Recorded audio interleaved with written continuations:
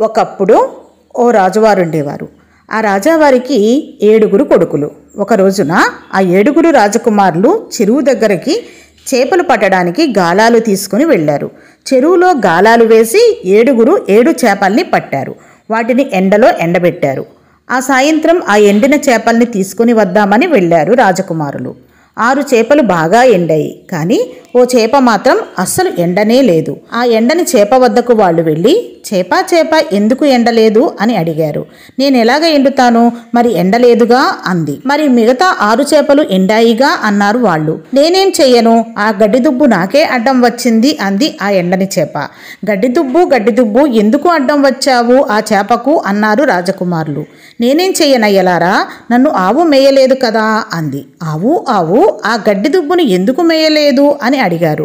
నేనేం చెయ్యను బాబులారా, ఆ గొడ్ల కాపరి నన్ను మేపలేదుగా అంది ఆవు.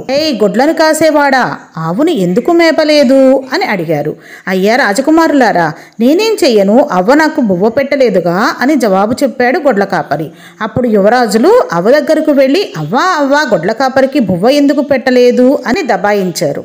అప్పుడు ఆ ముసలి అవ్వ ఏమందో తెలుసా, నా చిన్నారి బుజ్జి ఏడ్చిందిగా, గొడ్ల కాపరికి బువ్వ ఎట్లా పెట్టగలను అని సాగదీసింది.